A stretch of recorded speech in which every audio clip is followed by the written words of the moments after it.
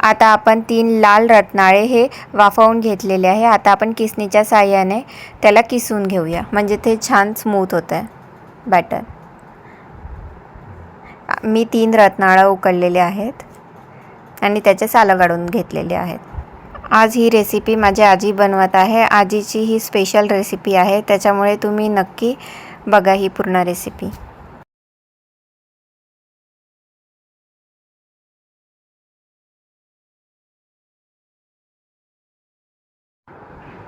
आता आपण याच्यात गूळ किसून घेतलेला आहे. बघा, सध्या आपण 2 चमचे गूळ टाकू आणि मग त्याच्यानंतर हे बॅटर भिजवून घेऊ. व्यवस्थित एकत्र झालं पाहिजे आपला गूळ आणि रताळे.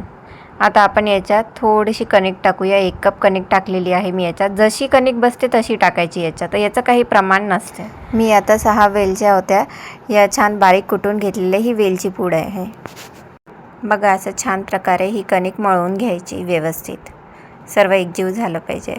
या उंड्याची थोडीशी चव घेऊन पाहिजे, म्हणजे आपल्या गुळाचं प्रमाण कसं आहे. तर याच्यात फार गूळ नाही टाकावं लागत, कारण की लाल रताळे हे स्वतःच थोडे गोड असतात. तर मला थोडी याच्यामध्ये गूळ कमी वाटला होता, म्हणून 1 चमचा अजून गूळ टाकला. बघा, ही माझी आजी आहे. आता हा उंडा 10 मिनिटासाठी आपण मळून ठेवायचा. आपण या पुऱ्या लाटून घेणार आहेत.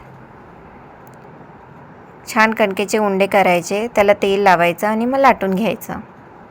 बघा, याच्या कडा थोड्याशा अशा व्यवस्थित नसल्यामुळे मी यांनी, तुम्हाला जर वाटलं की तुम्हाला गोल पाहिजे पुरी, तर याला गोल वाटीच्या साहाय्याने आपण छान गोल आकार देऊ शकतो.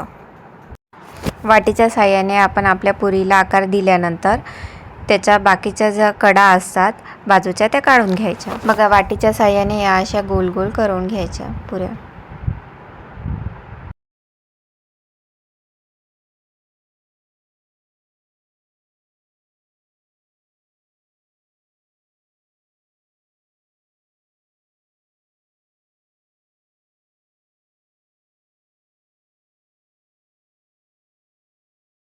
आता ज्यांच्याकडे पुरी मेकर आहे ते पुरी मेकरच्या साहाय्याने पण या पुऱ्या करू शकतात. पहिले आपल्या उंड्याला तेल लावायचं, म्हणजे पुरी मेकरला आपला उंडा चिपकणार नाही. जास्त दाब नाही द्यायचा पुरी मेकरवर, नाही तर आपली पुरी मेकरला चिपकून जाईल आणि पुरी फाटून जाईल. थोडासा हलकासा दाब द्यायचा. आता आपण तेल तापवायला ठेवूया आणि तेल तापल्यानंतर आपण या पुऱ्या छान तळून घेऊया.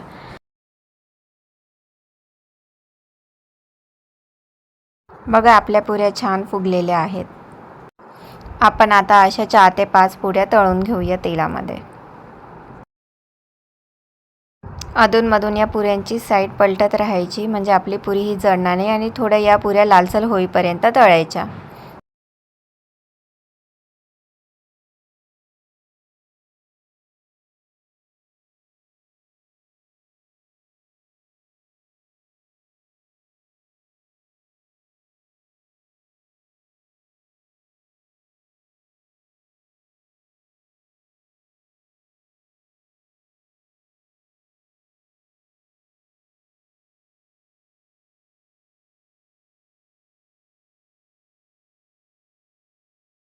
ही माझ्या आजीच्या हातची रेसिपी आहे. ही रेसिपी तुम्ही पण करून बघा आणि मला कळवा ही रेसिपी कशी झाली आहे. तर झाल्या आहेत आता आपल्या पुऱ्या तळून. आता आपण याची प्लेटिंग करूया.